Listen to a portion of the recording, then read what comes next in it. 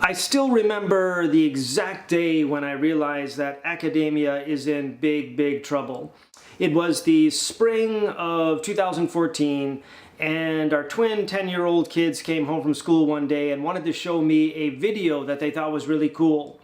It was Ryan Higa's How to Sing Like Your Favorite Artist, and we watched it together and we laughed, and then I said, oh. Welcome, I'm Ryan Higa, professional singer and vocal stellatorizerist, and today I'm going to be teaching you how to sing like some of your favorite artists. As much as you think you can't sing, or as much as you know you can't. Yet. The first artist you're going to learn how to sound like, think of every tough guy you ever met with a big ass chain. Now double that. That's how tough you gotta be when you rap like 2 Chainz. And once you got that down, all you have to do is rap about things that are blatantly obvious. I'm in the kitchen, yams everywhere. So what got me about this video, or what surprised me, was okay, on the one hand it's really fun and I liked it, but it was the production quality that really surprised me. It has good sound, good lighting, and it's creative, it's well put together, and this was made in like 2013. It still looks good today, basically, although of course it could be upgraded a little. But what I realized at that time was, man, if I don't know how old he was at that time, like someone in their late teens or a 20-year-old can make a video that is of that good quality, then the world has totally changed and it's never gonna be the same again.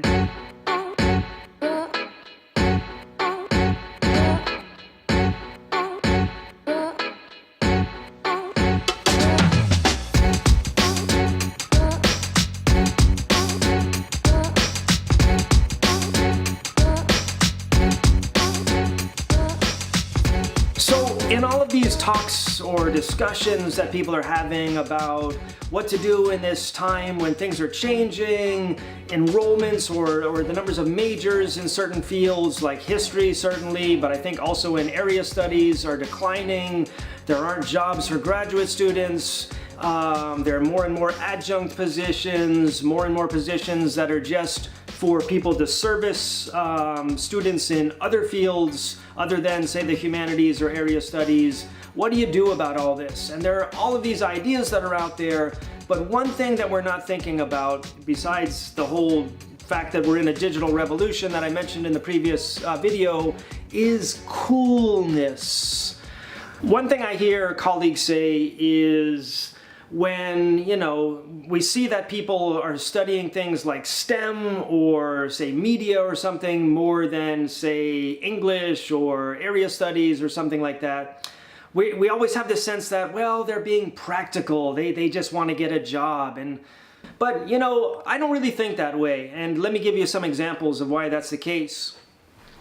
I have a brother who's older than me and has been in IT all of his life. And so in that sense, he took a practical, what we would think is a practical decision. But actually, in describing how he got into it way back in the 1970s, he said there was one day he's in this computer lab at school, which he was doing basically for fun. His real major was economics because he wanted to get a job, but this computer stuff he thought was really cool. And then someone came in one day and someone, you know, he was doing something, and my brother asked someone, was like, who the hell is that guy? And someone said, oh, that's the IBM tech something something guy. And my brother said at that moment, he went, oh my God, you mean I can do this for a living? Oh, that is cool. Cool, that's exactly what it was.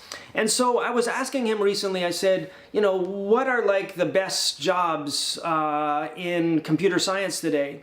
And he explained that if you want a stable, high-paying job, then you do, I can't remember what the name is, it's something, but it's basically the people who do things like create the software that's run by governments for their payroll or something like that.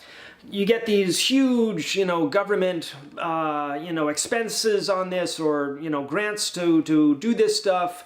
They're big projects. You're guaranteed to make a lot of money. It's stable.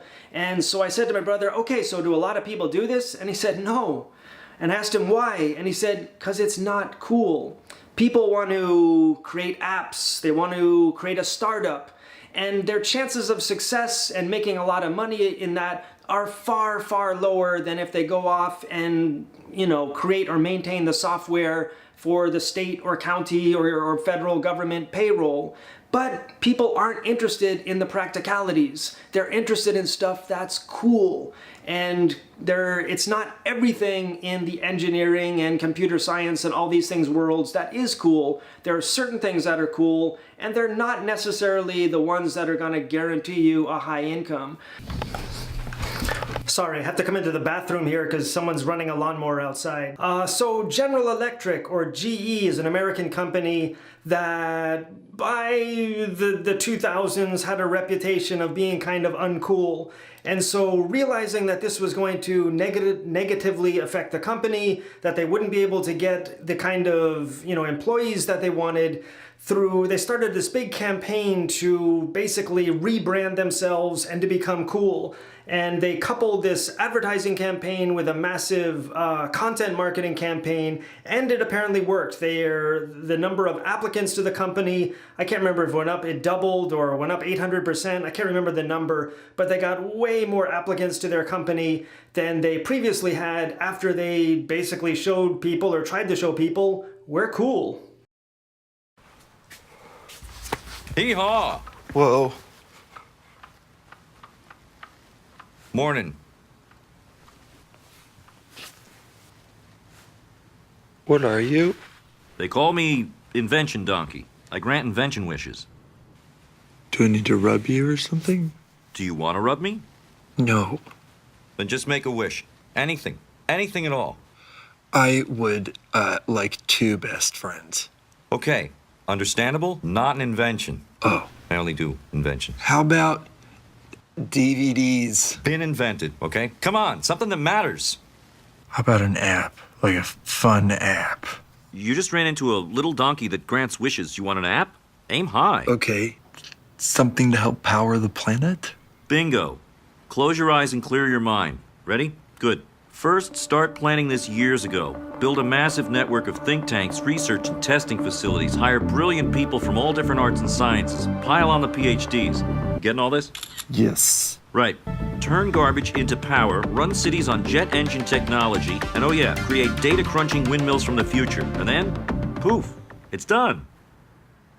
That sounds hard. Can somebody else do this? So what's your news? I got a job. I'll be programming at GE. Oh, I got a job too. At Zazzies. The app where you put fruit hats on animals? I love that. Guys, I'll be writing code that helps machines communicate. I just Zazzied you. Look at it.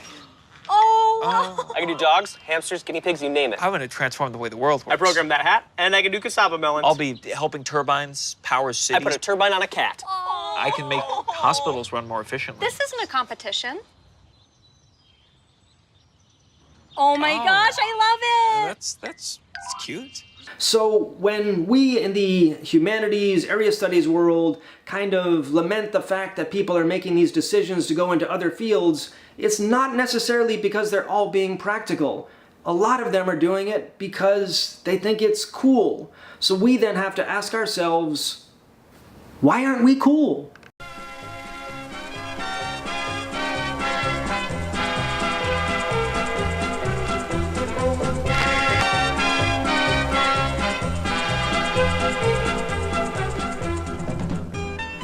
When I got into this field, I definitely did it in part because it was cool. So I've written about this in an article that I wrote for the Mekong Review. But basically, back when I was getting into all of this in basically the 80s and 90s, I was fascinated about places that it was difficult to go to. So I studied Russian in college and got to go to the Soviet Union. Then I went to Taiwan and learned Chinese. Then from there, I kind of got into Vietnam and then Southeast Asia and Thailand. All of these were places that it wasn't really easy to go to. It was difficult to live in a lot of these places at the time. Taiwan was okay in the 90s. And there was something, you had this unique connection to these worlds that other people did not have. And it was interesting, I was looking for examples of academic videos online, And there's one, it was by a Japanese scholar by the name of, what the heck was his name?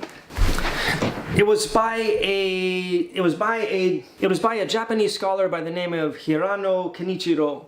And basically what he was explaining was that people in area studies have lost their privileged access. And he argued that in the past, it was only people, area studies specialists, who had these kind of unique connections to places and unique access to knowledge. But with, I think he uses the word border crossing, but I would just say globalization. With globalization, you've got more people going to places all over the world, including Asia.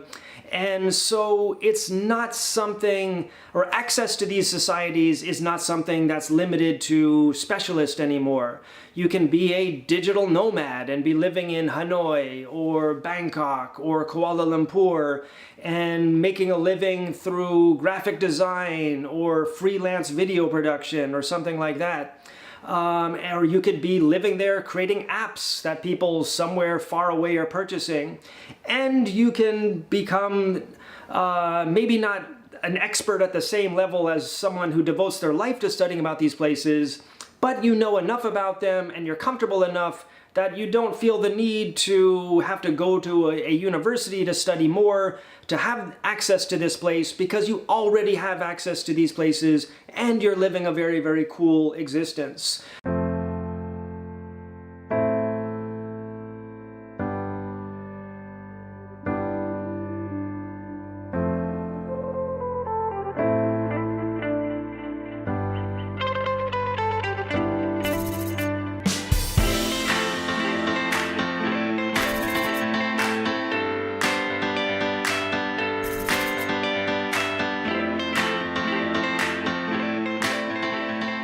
So, area study specialists have not only lost their privileged access to places, they've lost coolness, because that privilege brought coolness with it, and that's definitely one of the reasons why I got into all of this. It was cool to be someone who could go to these places when other people couldn't, who knew things that other people didn't. All of that was very, very cool. It's not the only reason I got into this field, but it was definitely one of the factors. And I didn't choose safer things because I wanted to do something that was cool. So, area studies and the humanities, you know, as it's combined with that, are not the only fields that have lost privileged access. Film world, media has lost its privileged control over things as well. The fact that in 2013 that video by Ryan Higa could shock me so much is because it's no longer necessary to have to follow a set route to go to film school, which in the past really restricted how many people got into media. Now basically anyone can do it, and that has eliminated the privileged control or access that say film schools used to have in the past.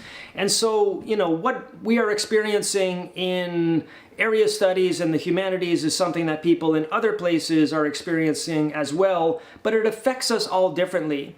So the loss of privileged access or control that film schools once had does not mean that their world is in decline, because if anything, it's on the rise, because more and more people are getting into this, and the amateurs are getting up to professional level.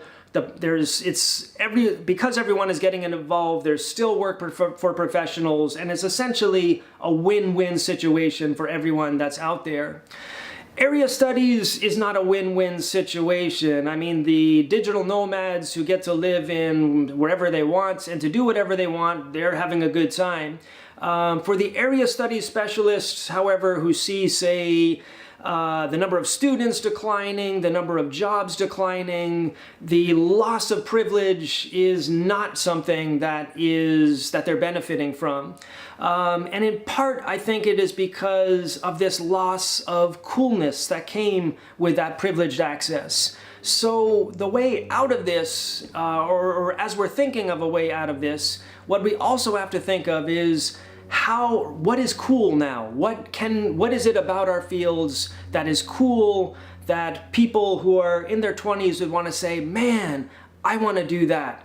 And again, I think it's got to be the only way to have coolness is to connect it with the digital world that's out there. If we're off in a separate world, writing articles, talking to each other in closed-door conferences, no one's gonna think that's cool. Nobody's gonna get really excited about it. Okay, someone will do it, but it's not that many, not enough to sustain anything, and not enough to create a demand for what we are doing. Somehow, we gotta bring coolness back. And I think the coolness comes from embracing the kind of loss of, special access that the film world had in the past. That's our opportunity to embrace something that other people will realize, man, that is cool, and they'll want to get involved in it. These people know about places, they create really interesting media about these places where we can learn more, not only about the place, but about the ideas that they use to create knowledge about places. That is something that if I was a young person, I would think, man, that is cool. And I would want to be cool. So let's be cool about this, man. Hey, I'm back in the bathroom because just when I wanted to add some more information, they started mowing the lawn again.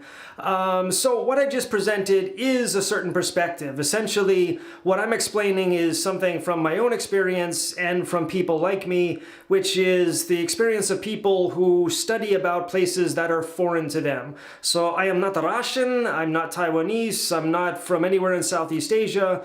Over my adult life, I've studied the languages and places of people who are different from me. There are, of course, people who study their own societies or the societies of, say, their ancestors if they've migrated away or their family has migrated away from a certain place. And in the case of Asian studies, I think there was a sense in like the late 90s, early 2000s that the field would transition more towards people from the regions of Asia and descendants, or what are in some situations or contexts are referred to as heritage students. And that has happened to some extent, but I think this issue of coolness affects people coming from those backgrounds as well. Because as this digital revolution progresses, as globalization progresses, there are just so many cool things out there to do. And Asian studies' claim to coolness is, I would say, not as clear as some others are. And so I realize that what I'm presenting is from a certain perspective, but to one degree or another, I think it applies to people who come at this field from other backgrounds as well. So it's hot in here. I'm going to get out of here and edit this thing.